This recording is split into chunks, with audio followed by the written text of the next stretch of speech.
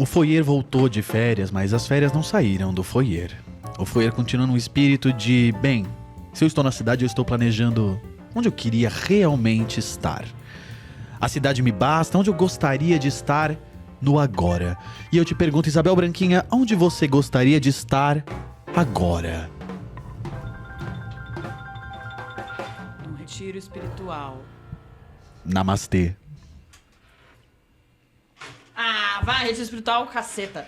Eu queria estar numa, sei lá, numa piscina, num resort, num hard rock. Não, eu acho que você tem tanto cara de um rolê alternativo, de montanha, Ah, não de tenho. vale. Ah, não tenho, menina. Jura? Pra mim isso tinha uma clausura. É. É. A gente tava até tentando marcar uma viagem pra ir pro Jalapão entre amigos. Isabel foi a primeira pessoa que falou, não vou. Não vou.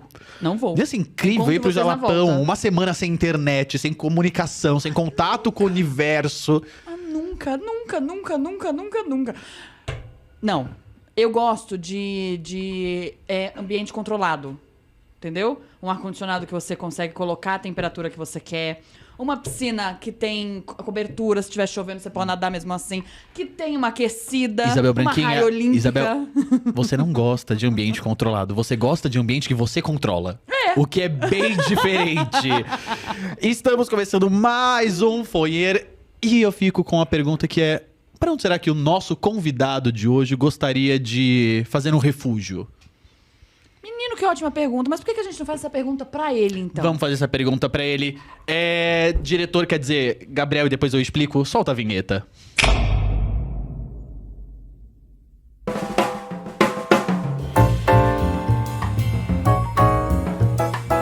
E estamos então aqui com Léo Cortez. Ele que é ator, diretor, dramaturgo e cineasta, que foi indicado 4 vezes ao Prêmio Shell e 3 vezes ao Prêmio APCA como dramaturgo e vencedor em 2016 pela peça Sala dos Professores. E hoje ele está aqui para falar um pouquinho da sua nova peça que está em cartaz. Nova não, mas dentro aí do nosso circuito de peças de São Paulo atualmente, Veraneio. Olha que alegria estar aqui, viu? Muito obrigado pelo convite. Estou bem feliz, bem animado de estar aqui no Foyer. Esse programa bacana. Que fala sobre teatro, que é tão importante, né? E a gente veio a caráter, né, Pê? A gente veio entre Veraneio, veraneio. Nossa, vocês estão muito fashion. Vocês. Isso. Muito elegante. Entre um refúgio, uma pousada de refúgio. Falando nisso, eu queria presentear vocês, antes de tudo, com os meus livros. Eu vou botar aqui, ó. Esse aqui é o Comédias Urbanas, foi editado pelo SESI, tem 4 peças aí. Isso. Esse aqui é o Pousada Refúgio, você falou do refúgio, né? Esse aqui é o Pousada Refúgio. Que também foi indicado ao Shell, que você falou. E esse aqui é meu livro de quadrinhos, ó, que fofinho.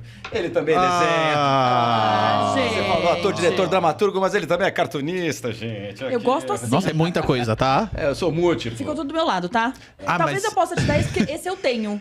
Aí você... Então esse já fica pra mim. O resto fica pra mim. O outro eu comentei primeiro. Problema seu, tá na minha mão? Não, vocês leem, depois vocês trocam, fazem um intercâmbio. Isso, eu vou pensar se eu empresto. Tá bom, aí... se der A gente muita briga sobre isso mais tarde. Se der muita briga, A gente- vocês me falam, aí eu trago outro exemplar. Não, com certeza. E a gente vai aproveitar e deixar um link pra vocês irem procurarem os livros e também adquirirem o de vocês. Aquele ali é sensacional. Aquele ali eu já tenho na minha mesa de cabeceira, porque ó... Não tô brincando, não, eu tenho mesmo. Não, que isso. Eu tenho mesmo. Sério, você já leu? Eu Tô me tenho. sentindo muito importante Eu aqui. tenho. Vamos deixar aqui. Vamos deixar Obrigado. o link pra vocês. Isso. Tá bom. E vamos lá. Vamos. É um prazer Vamos. ter você aqui com a gente hoje, pra gente falar desse espetáculo que está dando o que falar também, não é mesmo? Sim. Voltou agora em cartaz, né? Não é a estreia dele, ele voltou agora aos palcos. Depois de uma temporada no SESI, A gente estreou lá no SESI Ipiranga. No SESI não, no SESC. Sesc. No SESC Ipiranga. E foi uma temporada sensacional lá no SESC Ipiranga. Foi uma coisa muito linda. A gente teve 6 semanas de casa lotada todos os dias.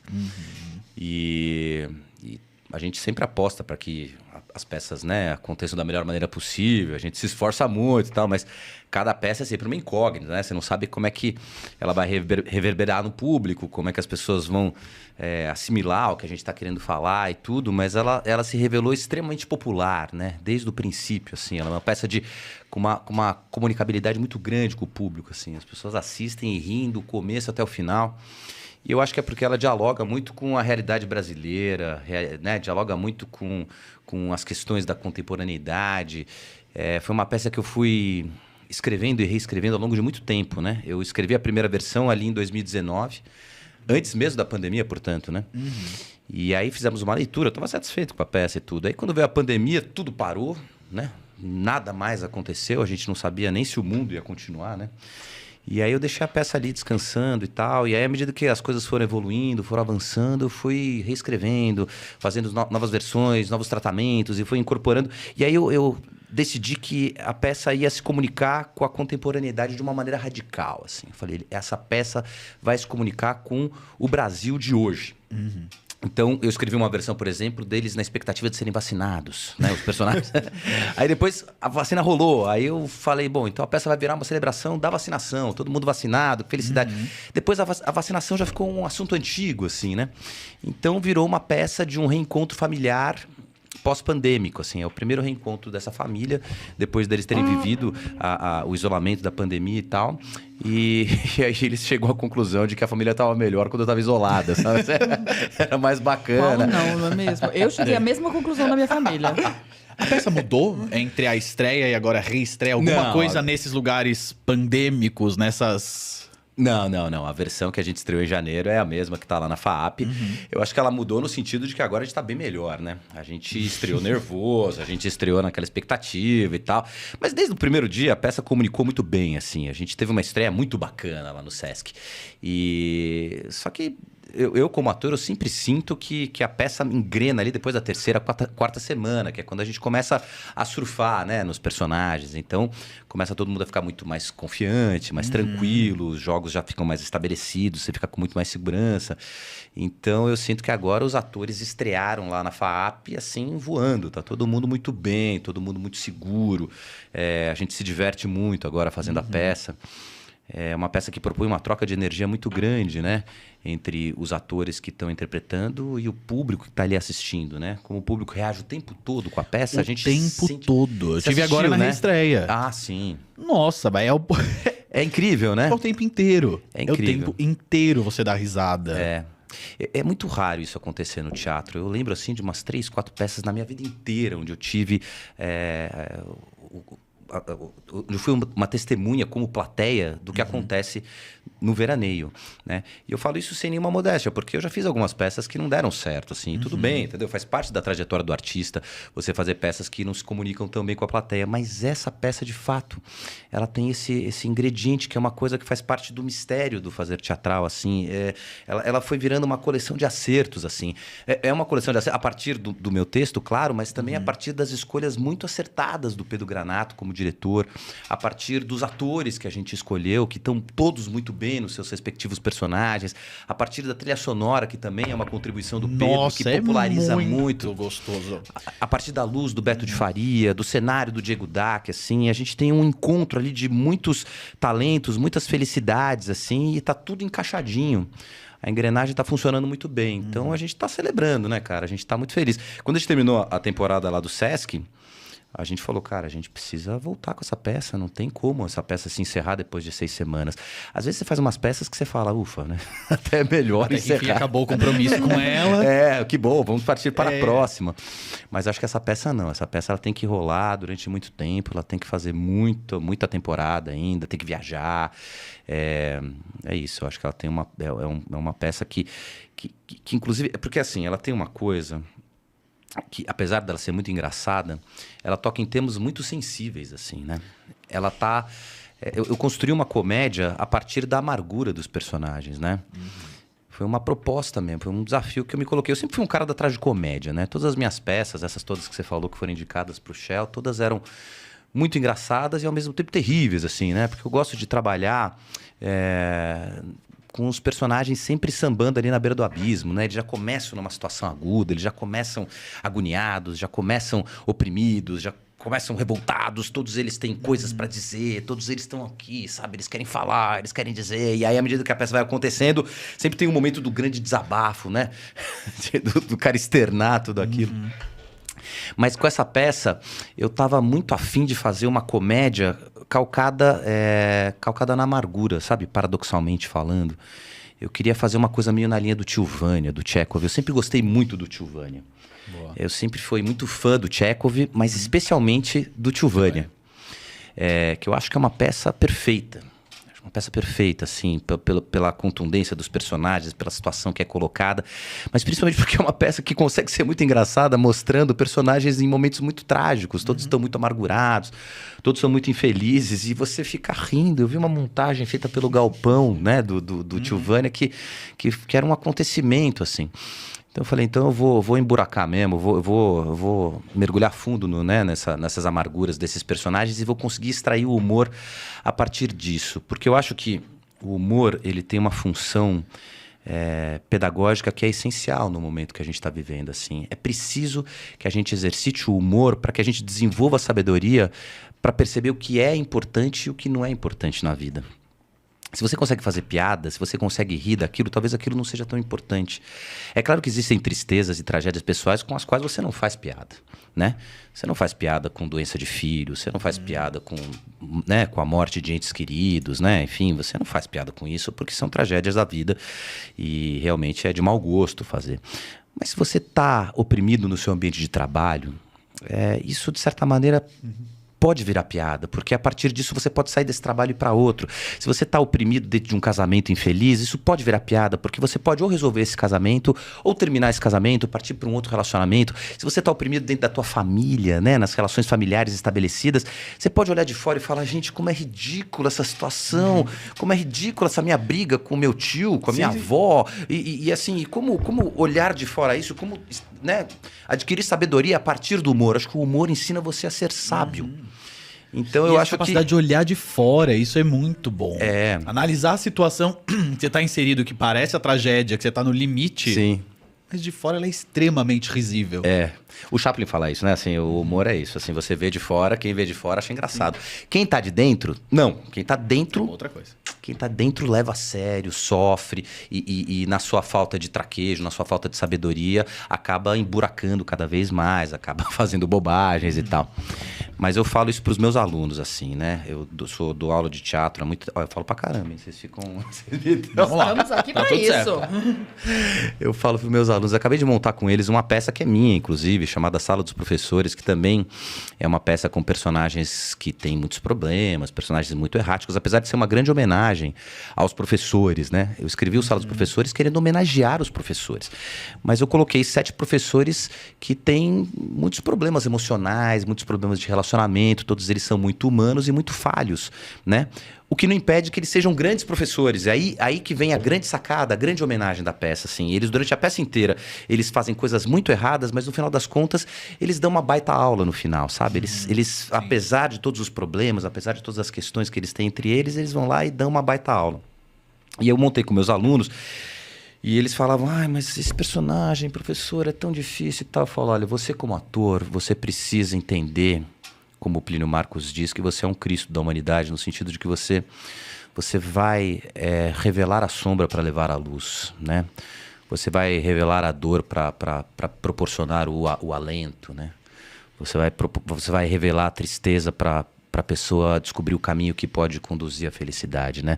Você sofre para que o outro não sofra, né? Você grita para que o outro sorria, né? Você chora para que o outro se console, né? Então... É preciso que o ator tenha essa consciência, entendeu? Vou falar da sombra para mostrar a luz. Acho que isso é um pouco o que acontece no veraneio, assim. A gente está mostrando as sombras, mas a partir dessas sombras as pessoas estão identificando a luz possível. E aí eu estou sendo mais profundo filosoficamente para entender por que a peça está tendo tanto alcance. Eu acho que por causa disso mesmo, assim, as pessoas reconhecem o quão patética é aquela situação, o quanto é pequena aquela situação, o quanto não vale a pena sofrer por isso e o quanto vale a pena você ter uma perspectiva mais positiva na sua vida, com mais empatia, com mais tolerância, abraçar o outro, falar o que você sente, entender que a sua mãe não é aquilo que você queria que ela fosse, ela simplesmente é o que ela é, entender que o seu filho tem uma personalidade própria, quer dizer, você não pode projetar a sua felicidade no seu filho. Ele é um indivíduo e, por conta disso, ele tem direito a todas as suas escolhas, ao seu caminho. Como dizia o Abu Janra para os filhos dele, né? A vida é sua, estrague como quiser, né? Assim, então, o André Abu Janra que fala isso, que o pai falava isso para ele. A vida é sua, estrague como quiser. E é isso, né? Todo mundo tem direito às suas escolhas, todo mundo é responsável pelas suas escolhas. E para você ter uma relação saudável, você tem que ter respeito por tudo isso. Sim. Desses lugares que estava comentando da peça, tem uma coisa que me chamou muita atenção, que é se passar nesta casa de veraneio de férias, que é quando você está na cidade, o lugar que você espera ir relaxar, o lugar que você espera ir ter a paz, o lugar que você idealiza durante um ano de trabalho de, não, eu vou pra lá ter o meu dia de paz e olhar o mar. Sim. E é um caos, é uma delícia ver o primeiro momento que aquela mãe faz tipo, para! O primeiro grito dela, você fala, nossa, mas não é ela que tá morando lá, é muito calma.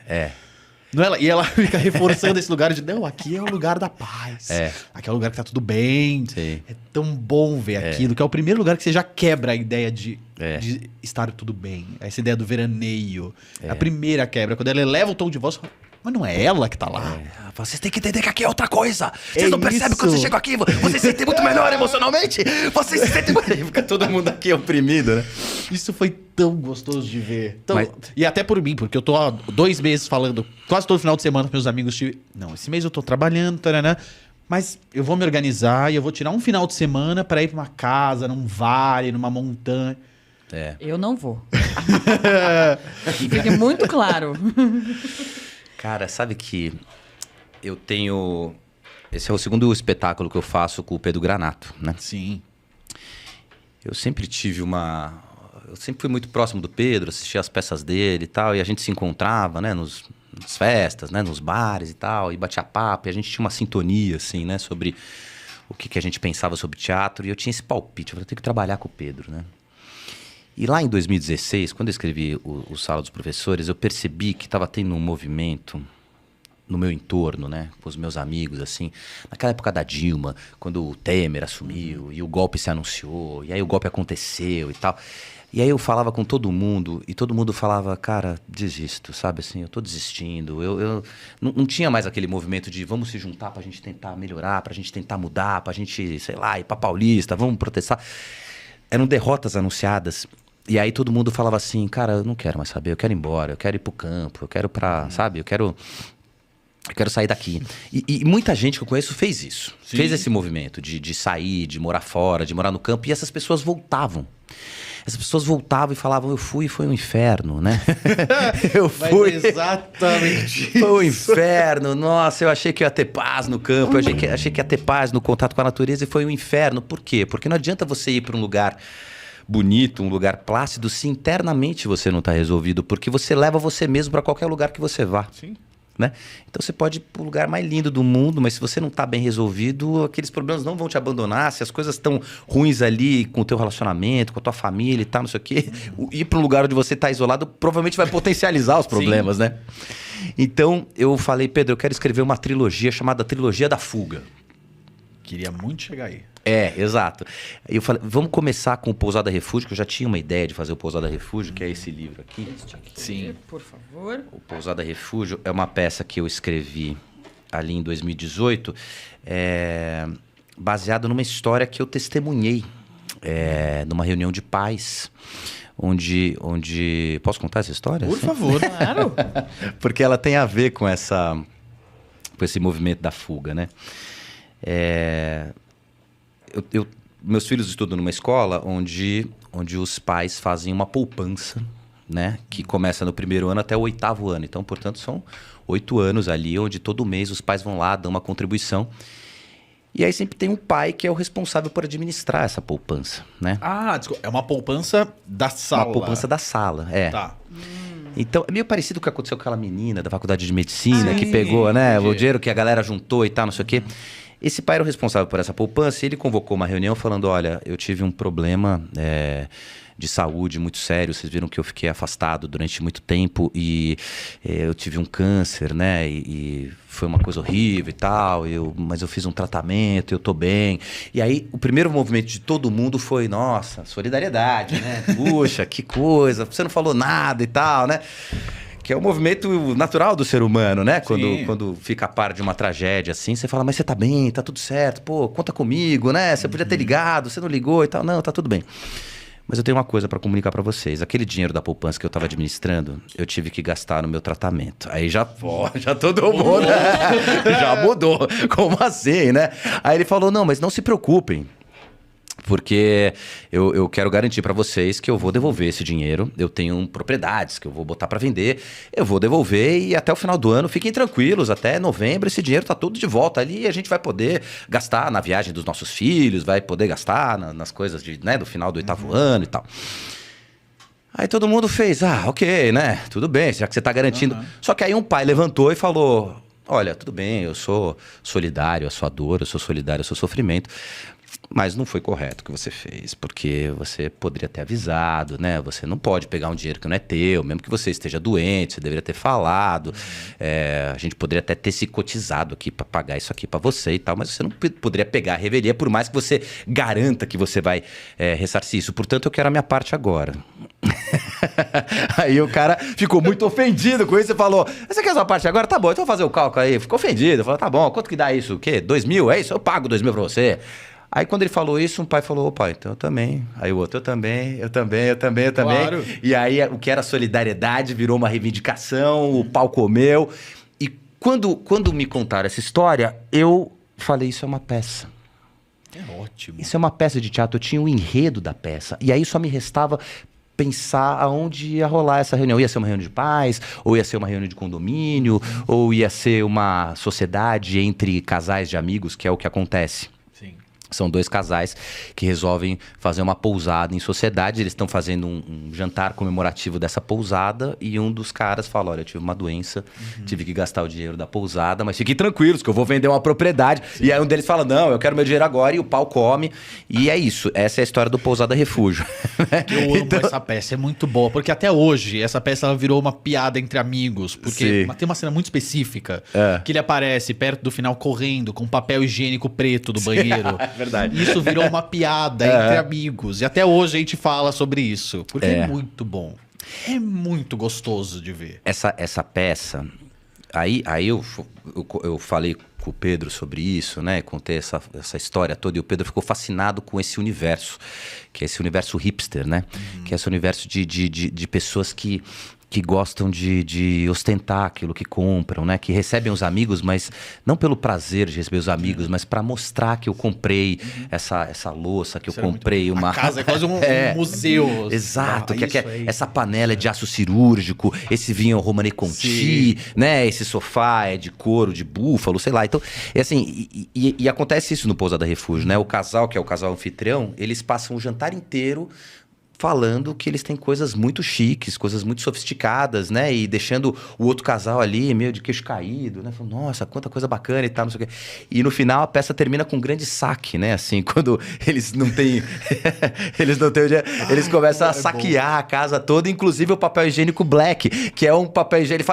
Né? O personagem do Maurício fala assim, olha, eu fui no banheiro e até o papel higiênico é black. E aí você fala, cara que compra um papel higiênico black é porque realmente... tá querendo ostentar, tá querendo... É absurdo, é muito bom. Uma delícia. É uma peça deliciosa de fazer mesmo, assim. E aí eu falei, bom, então é isso. Estamos falando de uma questão que também gera muita identificação. O Pousada Refúgio foi muito bem também. As pessoas se identificam muito com essa situação, né? De pessoas que estão querendo sair de onde estão, sair dos seus empregos, né? Assim, hoje em dia a gente não pensa assim, pera, eu tenho que mudar, eu tenho que, sei lá, de repente tentar me articular para que dentro do meu emprego eu consiga melhorar as coisas. Ou então olhar com outro olhar para as coisas que eu estou fazendo, tentar ser um pouco mais positivo. E no caso do Pousada Refúgio, é um movimento que eu estava identificando nas pessoas, assim, não quero mudar nada na minha vida, eu quero simplesmente mudar tudo. Não é que eu quero mudar o meu emprego, eu quero sair desse emprego, eu quero morar em outro lugar, eu quero construir uma pousada e tal. Mas, vai administrar uma pousada pra você ver o inferno que é, né? Assim, então, eu falei, é isso. A primeira parte da trilogia da fuga são eles querendo ir para algum lugar, querendo ir para a Pousada Refúgio e não conseguindo. A segunda parte da trilogia da fuga é o veraneio, onde eles já estão no santuário propriamente dito, como você mesmo disse. Eles já estão na casa de praia. Eles estão no lugar que, teoricamente, deveria induzir a um bom relacionamento, a uma paz de espírito, a uma tranquilidade e tal. E, pelo contrário, eles vivem um inferno ali. E aí, a terceira parte da trilogia da fuga, eu ainda estou matutando na minha cabeça, assim. Mas acho que, provavelmente, eles vão querer fugir de maneira literal, assim. Eu acho que é bem provável que eles estejam em algum lugar presos e tendo que fugir, esperando o resgate, alguma coisa assim. E aí eu vou encerrar essa trilogia, assim, e vai ser a terceira peça dirigida também pelo Pedro, que tem sido um cara muito bacana, porque eu acho que o Pedro é um bom tradutor, assim, da minha dramaturgia, sabe? Ele é um cara que entendeu que a minha comédia precisa ser levada muito a sério. Muito. Ela, para funcionar como comédia, ela precisa ser levada a sério. Você não pode botar nenhum elemento de chanchada nela, você não pode botar os caras triangulando com a plateia, sabe assim, fazendo uma careta, botar um ponhonhon, não tem, não tem sonoplastia, não tem ponhonhon, não tem nada, é tudo vida real. E aí o Pedro fala assim, meu, não quero nem, assim, os atores têm a tendência, né, de querer às vezes ir pro proscênio, né, ganhar a boca de cena e falar no foco, falar pra frente. Ele fala, para com esse teatrão, meu, vamos valorizar a relação. Então, no Veraneio você viu, né, assim, muita cena a gente fica de costas, muita cena a gente cobre, essas regras básicas do teatro que a gente fala, meu, não dá as costas, não tapa o coleguinha. O Pedro fala, não se preocupem com isso, entendeu? Se a relação for verdadeira, o público fica com você, entendeu? Total. E aí não importa se você tá de costas, se você tá tapando alguém, o público faz isso, sabe? O público se levanta pra ver, eles querem, estão interessados. Uma das cenas que eu mais gosto de fazer no Veraneio é a cena que eu me demito, né? Pelo telefone. E aí eu falava, Pedro, porque meu personagem é um loser total, né? Ele é um derrotado, né? Desde o começo é difícil fazer um personagem assim. Porque o tempo todo o Pedro falava, não, ele tem que ser ridículo, não, ele tem que ser fraco, ele tem que ser frágil. E aí eu tinha um momento que eu falava, não, mas o momento da demissão é um momento heróico, né? Ele se demite. E eu precisava, era um momento de redenção do meu personagem. E eu sempre propunha que essa redenção fosse na boca de cena, que eu fizesse assim, eu me demito, né? Ele falou, não, tem que ser ridículo, sabe assim? E aí, a partir daí, a gente fez aquela cena, aquela marcação, que eu tô no sofá, com as pernas abertas, tudo arreganhado, pedindo demissão de um jeito muito ridículo. Muito. E eu acho que é a melhor cena minha, assim, da peça. Então, eu acho que é isso, assim, foi um bom encontro, sabe, assim, com o Pedro. As pessoas me perguntam, né, as pessoas que estão interessadas em dramaturgia, volta e meia me chamam para falar sobre dramaturgia, né, com estudantes nas escolas de teatro e tal, e perguntam que dicas você dá, né? Eu sempre dou duas. Eu falo assim, a primeira dica, se você quer escrever dramaturgia, quer escrever teatro, é amar o teatro acima de tudo, né? Ame o teatro acima de tudo. Às vezes eu tenho circulado pelo audiovisual e aí às vezes eu encontro uns roteiristas, sabe, de cinema e falo, eu quero escrever uma peça de teatro. Aí eu sempre pergunto, mas qual foi a última peça de teatro que você assistiu? E aí o cara fala, pô, não lembro. Faz tempo. Eu falei, então, como é que você quer escrever uma peça de teatro se você não ama o teatro? Se você quer escrever teatro, você tem que amar o teatro tanto quanto você ama o cinema. Se você é um roteirista de cinema, é natural que você ame o cinema. Sim. Então, se você quer escrever teatro, então ame o teatro. As pessoas podem até não gostar do Leonardo Cortez, podem até achar que minhas peças são assim ou assado, mas ninguém pode negar o fato de que o Leonardo Cortez ama o teatro. Eu amo. E eu amo porque eu me descobri através do teatro. Quando eu comecei a fazer teatro aos 13 anos de idade, eu encontrei meu lugar no mundo ali. Eu descobri que fazendo teatro eu conseguia deixar de lado todas as minhas tristezas, todas as minhas amarguras e vivia aquela alegria do teatro, aquela comunhão plena do teatro, me abastecia espiritualmente, sabe, animicamente. E assim tem sido, ao longo de todos esses anos, eu estou com quase 50 já e sempre entusiasmadíssimo, querendo fazer teatro, querendo saber qual é a próxima peça, querendo, né, vibrando pelo teatro. Então, eu amo teatro. E eu acho que isso aparece nas minhas peças. Quando eu escrevo as peças, é a peça de um cara que ama teatro, que ama os atores, que gosta de escrever para os atores, que quer fazer com que os atores tenham experiências vivas. Eu não quero nenhum ator falando mal de Minas Coxia, sabe aqueles caras, esse personagem que o Léo escreveu, puta saco. Eu sempre fico preocupado em escrever os personagens, que todos têm o seu momento, todos têm a sua curva, todos têm a sua trajetória, todos têm a sua contundência, todos têm o estofo. Porque eu sou um cara que gosta muito de teatro. Esse é o primeiro conselho, assim, ame o teatro acima de tudo. E o segundo conselho é que você estabeleça boas parcerias na sua vida. Eu acho que isso é fundamental, assim. O teatro você não faz sozinho. E essa é a beleza do teatro, essa é a maravilha do teatro. O teatro você faz nas parcerias, nas trocas. E o teatro tem uma coisa maravilhosa, que todo mundo tem o mesmo peso no teatro, sabe assim? O teatro é um encontro de grandes capacidades. E todo mundo tem o direito de falar do trabalho de todo mundo, porque um grande ator é tanto no teatro quanto um grande dramaturgo. Um grande diretor é tanto no teatro quanto um grande figurinista. Um grande dramaturgo é tanto quanto um grande iluminador, sabe assim? Tá todo mundo assim, cacifado para poder falar do trabalho. Então, por exemplo, quando eu fiz o Pousada Refúgio, a Michilene foi conversar comigo sobre a dramaturgia.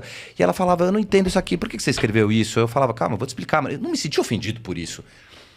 Ela é figurinista, mas ela manja de teatro pra caramba, entendeu? Então, a conversa é de igual para igual. Então, você tem que estabelecer, você tem que fazer um time de pessoas nas quais você tenha muita confiança para que você exercite essa interlocução permanente. E o Pedro é um ótimo interlocutor, assim, né? O Pedro é um diretor que é um ótimo interlocutor. E as minhas peças vão passando por versões, por tratamentos. Então eu escrevo, leio com todos os atores, aí a gente discute, todo mundo fala, as pessoas manifestam suas inquietações, os seus incômodos, eu escuto tudo, levo para casa, reflito, falo, caramba, tá certo aquilo, aquela parte não tá funcionando, aquela passagem não tá funcionando. Isso não tira a minha autoria. Isso não tira a minha assinatura, assim. Porque eu faço questão de levar e falar. Às vezes eu falo, gente, tá bom, não sei como resolver, eu vou levar pra casa, vou pensar, juro. Aí eu fico lá matutando, falo, puta, aí vem uma sacada, sabe? Vem uma coisa. E o teatro tem isso. Escrever teatro é você não deixar que aquilo que te incomode permaneça. Então, se tem alguma coisa te incomodando ali no texto, não deixa aquilo, não deixa pra lá, entendeu? Melhor separar tudo e falar, vamos ficar uma semana sem ensaiar porque eu não consigo resolver essa situação, gente. Pelo amor de Deus, uma semana aqui. E eu lembro do Chaplin, sabe? Fazendo não me comparando ao Chaplin, veja bem, mas eu lembro do Chaplin no Luzes da Cidade, quando ele interrompeu as filmagens durante, sei lá, 3 semanas, até ele fazer aquela cena da cega, né? Que a porta do carro bate e é aquilo que levava à conclusão de que aquele cara que batia a porta, na verdade era um milionário e enganava a cega, mas foi uma sacada que ele teve depois de 3 semanas porque ele não conseguia resolver. Então as coisas que não são resolvidas precisam ser resolvidas. E aí uma vez resolvidas você pode continuar o trabalho. Mas você pode resolver elas mais fácil se você tiver interlocução com as pessoas que estão trabalhando com você e se essas pessoas são pessoas que você confia, né? As pessoas falam, você não se incomoda de deixar... Você não gostaria de dirigir o seu texto? Talvez eu já dirigi textos meus e tal.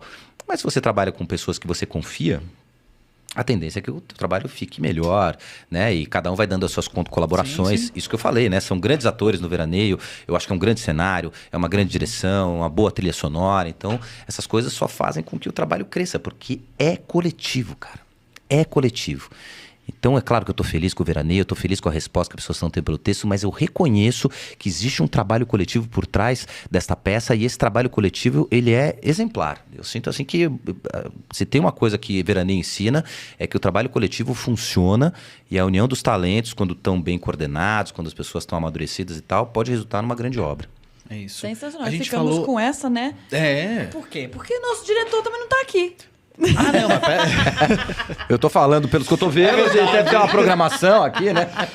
Luiz ia falar, você tá comentando esse lugar do todo, do coletivo. Na entrevista da semana passada, a gente conversando aqui, chegou um lugar que eu achei muito legal. Falando mais até sobre o lugar de produção em relação a atores e tudo isso. E como esse coletivo é importante, no lugar, às vezes, um ator que faz assim, não lista amiga, tá, mas vou dar um ingresso a uma pessoa. Peraí, esse se eu dar um ingresso vai diminuir um lugar de pagante no teatro, numa produção pequena, que isso aqui vai mexer toda a estrutura e alguém vai estar deixando de receber em relação a isso. Então a gente tá falando sobre esse todo, essa cadeia, que tem uma comunicação gigantesca. Sim. Não só isso, né? Essa época que a gente tá vivendo agora, que é a época de PROACs, de enviar PROACs, né? Ah, não me fala disso. E o PROAC é outro lugar que... O PROAC mesmo, né, essa lei de incentivo, nos mostra que é importante que todos os profissionais dentro do projeto estejam capacitados no mesmo nível e que tenham uma conversação sobre isso, porque é muito importante, né? Ter esse lugar de que todos somos iguais e essa produção vai sair daqui feita por todas essas mãos. Não dá para você escrever um PROAC só com você na ficha técnica. Sim. Eu acho que as pessoas estão tendo essa percepção, assim, talvez a partir do PROAC isso tenha... esse pensamento esteja ficando mais amadurecido, né? As pessoas estão percebendo. Mas eu sinto que é muito importante que você tenha um grupo, sabe? No começo da carreira, sabe? É muito importante que você tenha uma patota mesmo, assim. E é muito importante que esse grupo acabe depois de um tempo. Pedro, tchau. Acho que a nossa já deu. Eu tava pra te dizer isso faz um tempo, menino. Viu? Não, vocês são jovens. Era o que eu precisava ouvir. Precisava descer. Ai, que bom. Não, o Plínio Marcos fala que os grupos têm que durar 10 anos, né? Quanto ainda falta? Quanto vocês têm de parceria? Tá nos 5 já? 4? Quase 5. Ah, só uma metade, então tá ótimo. Eu acho que 10 anos é um bom tempo, assim, mas vocês são muito jovens. Pouco, assim. então. Já foi metade. Mas olha, eu tive um grupo quando saí da faculdade, ele durou exatamente 10 anos. Porque depois de 10 anos, você percebe que as pessoas começam a se desenvolver e começam a ter inquietações muito particulares, muito individuais. Você tem que seguir essas inquietações, entendeu? Tem um momento que as inquietações são comuns, né? E aí você junta as forças, e aí você também entende qual é o seu potencial, qual é o teu potencial de trabalho e tal. É meio os Beatles mesmo. Os Beatles foram assim. Eles duraram 10 anos. Depois de 10 anos, eram 4 gênios, entendeu? Mas eles se juntaram aquela genialidade, fizeram um legado, uma obra fantástica, fabulosa, genial. Depois de 10 anos, é isso, Paul tinha 15 mil canções, o John 15 mil canções, o George 30 mil, até o Ringo tinha as suas. Então, assim, eles tinham mesmo que ir pra carreira solo. Então, os Beatles ensinam. A minha filha tá lendo um livro agora, o que os Beatles ensinam sobre a filosofia, sabe? Ela tem esse livro ali, e tem um dos capítulos é esse, assim, você precisa estabelecer essas conexões, mas elas duram durante um tempo. E depois você tem que seguir outros caminhos e estabelecer outras conexões. Eu acho que essa parceria minha com o Pedro é uma parceria que tá dando certo, tudo, mas ela vai acabar.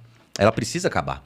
Ela vai acabar daqui a um tempo, assim, né? A gente vai entendendo, a gente está sendo produtivo, as coisas estão funcionando e tal, mas daqui a pouco eu preciso estabelecer outras parcerias, ter outras conexões e tal. É assim que funciona mesmo. E E só com por essa aspecto dica? de curiosidade, a terceira peça é para? É para? Ano... Eu quero que seja para ano que vem. Ah, Não, tem que ser para ano que vem, assim. Eu sempre... Eu tô em cartaz sempre com uma peça, sempre pensando qual vai ser a próxima, né? E é claro que mas eu preciso dar uma quietada, assim, na verdade, né? Eu como dramaturgo, até que eu escrevo rápido tudo, mas o que eu preciso é focar no grande objetivo de escrever uma peça. E como eu sou muito múltiplo, né? Você acabou de ler, né? Essas coisas. Uma grande mini Bill. Eu faço muita coisa ao mesmo tempo e tal. E aí eu sinto que para escrever teatro, eu consigo fazer tudo ao mesmo tempo, menos escrever teatro.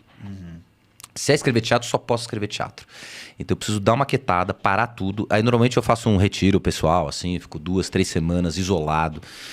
Às vezes eu vou para casa do meu irmão, lá em Campos do Jordão, fico lá, entendeu? Às vezes me enfio no escritório e aí a minha mulher nem consegue falar comigo direito, porque eu fico muito focado ali para conseguir, durante 2, 3 semanas, mergulhar no universo. Porque uma coisa que eu aprendi também com o dramaturgo é que as ideias vêm, eu tenho palpites e tal, mas as minhas grandes ideias, minhas grandes sacadas, somente acontecem no ato da escrita.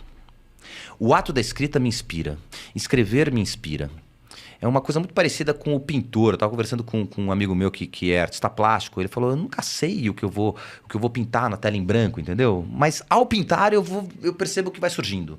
Eu percebo que vão acontecendo, as cores vão me contando uma história e vão me contando uma realidade e isso aparece no quadro.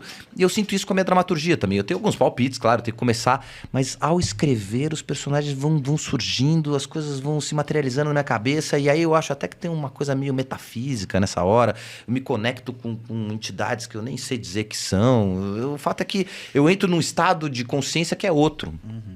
E aí as coisas vão acontecendo, e esses personagens vão tendo coisas, e aí vão surgindo coisas que eu falo, cara, de onde veio isso? Por exemplo, o meu personagem no Veraneio é um cara que dá tapas na cara, né? Ele se bate, ele se espanca, e eu nunca conheci ninguém que se espancasse. E eu nunca tive isso na minha vida. Então ninguém pode falar, é verdade que você se espanca e por isso que você se colocou isso. Não tenho. E também não conheço ninguém que se espanca como o meu personagem se espanca. Mas o fato é que em algum momento eu falei, cara, tem muita lógica que esse cara se puna dessa maneira, né? E aí você se comunica com né, os adolescentes que estão se cortando, né? Pessoas que estão se maltratando, ou mesmo movimentos de agressividade contra você mesmo que você faz ao beber demais, ao fumar demais, enfim. Eu materializei isso nesse auto-espancamento, que é um dos grandes momentos do personagem também, sabe? Eu tenho orgulho desse momento, porque eu acho, é um momento que engrandece o personagem na sua originalidade. Eu falo, esse é um personagem que se espanca como nenhum outro personagem se espancou na história do teatro mundial. E acho que isso veio pelo fato de que eu preciso ter essa concentração e me conectar com o texto. Então eu pretendo fazer isso agora no final de junho, depois que eu estrear minhas peças lá com meus alunos e tal, não sei o quê. Eu estou reservando lá 3 semanas para mergulhar no universo da próxima peça. Eu tenho uns palpites, mas a ideia é que esse texto esteja pronto até o final do ano, porque a gente quer fazer a terceira parte da trilogia meio na carona do Veraneio e estrear isso no ano que vem. Sensacional. Show. E com essa, vamos então para o nosso segundo bloco. Não, vamos para a direção hoje não veio, o programa ficou um pouco caótico. Eu tô adorando. Mas aí, Gabriel, já dá primeiro e segundo sinal. Tudo junto. Aqui Normalmente seria dividido, mas hoje já vai de uma vez. É o Gabriel que manda aqui, não é? É. Agora é. Estamos trocando. Estamos resolvendo isso. Opa, 2 sinais, é isso? É isso. Tá, E aí agora é o momento em que as portas do teatro já se abriram, as pessoas já estão entrando. sim. E é hora de se vender. Você tem pouco tempo agora, vai começar o espetáculo. É hora de falar o que você está fazendo, dias do veraneio, como assistir, aonde tá. Enquanto isso, o público já tá sentado nas cadeiras, Já a gente tá fica ouvindo aquele burburinho. Exato. Aquele som maravilhoso. É esse momento. Né? Assim, é tão bom, Aquela né? senhorinha Esse perdida som. que não tá conseguindo achar o lugar. Ela Exato. desce, sobe a escada 3 vezes, olha pro corredor, volta. É aquela cadeira vaga no meio da fileira. Você tem que Sim. atravessar 10 pessoas. E você, como ator, você fica olhando ali na brechinha da cortina, ali, vendo aquela pobre senhora que provavelmente é sua tia. Você fala, meu Deus, a tia não tá conseguindo encontrar o lugar dela. Estamos em cartaz, então, todas as quintas-feiras, lá no Teatro FAAP, sempre às 8h30 da noite. E essa temporada vai até o dia 29 de junho. E é um lugar maravilhoso, né? Quem não conhece o Teatro FAAP precisa conhecer, porque é um teatro que é delicioso, muito acolhedor, localizado ali na FAAP, né? Onde a faculdade ali em Higienópolis. E eu eu tenho certeza. Eu gravei até uma entrevista lá no dia da estreia, eu falei, olha, eu tenho certeza que essas pessoas, tinham 500 pessoas quase lá na estreia, né? Me perguntaram qual é a sua expectativa. Eu falei, eu tenho certeza que essas pessoas vão rir. Eu tenho certeza que essas pessoas vão se divertir. Eu falo isso sem nenhuma, né? Não estou sendo egocêntrico, que nem nada. É uma verdade, é fato, assim. As pessoas se divertem muito com o veraneio, assim. Eu falo de boca cheia mesmo, isso porque está comprovado. A gente fez 6 semanas onde realmente a temporada funcionou muito bem. Na estreia lá na FAAP, a peça funcionou muito bem. Então, eu acho que as pessoas podem ir sem medo assistir veraneio, assim. Vão com toda a convicção, porque além de ser um texto que tá bacana, tá funcional, uma direção muito acertada do Pedro Granato, a gente tem um elenco que é uma sorte, assim. É um encontro de amores e talentos, assim. A gente tá com a Tatiana Tomé no elenco, estamos com a Glaucia Libertini, estamos com o Silvio Restife, e aí tem o casal protagonista, que é o Maurício de Barros e a Clarice Bujanra. Esse é um casal que tá, assim, realmente dando muito o que falar, assim, né? Eles são... o personagem do Maurício, ele é anunciado durante a primeira parte da peça inteira, né? Os filhos, além de falar das suas próprias tragédias, das suas próprias mazelas, convivem com a expectativa da mãe, que tá esperando a chegada do Rubinho. E quem é esse Rubinho? Quem é esse Rubinho? Quem é esse Rubinho? E quando o Rubinho aparece, ele não decepciona. É muito bom. Ele não decepciona. Um amigo meu falou assim, eu achei que ia ser meio Esperando Godot, né? A gente, né? Esse personagem que é anunciado e não vai aparecer, e vai chegar no final da peça, e aí o pé toca a campainha, aí o Rubinho, e aí acaba a peça. E eu falo, na verdade, a peça, ela constrói várias expectativas que são quebradas. E isso é um dos segredos, eu acho, da dramaturgia. Assim, você acha que vai acontecer uma coisa e acontece outra. Você acha que a peça está te conduzindo por um caminho, você fala, putz, só pode acontecer tal coisa, mas acontece uma coisa completamente diferente. Então ela quebra muito as expectativas. Isso vai renovando o interesse do público. E uma das quebras de expectativa é isso, assim, a gente acha que o Rubinho não vai aparecer, mas ele aparece. Quando ele aparece, é um escândalo também. Então é isso, eu acho que a gente está com grandes interpretações, num texto muito funcional, com uma direção de muito bom gosto e tal. Então tá tudo no lugar ali e o espetáculo tá funcionando muito mesmo. Venham assistir Veraneio. Eu juro que vocês vão gostar. É isso. Vão assistir Veraneio.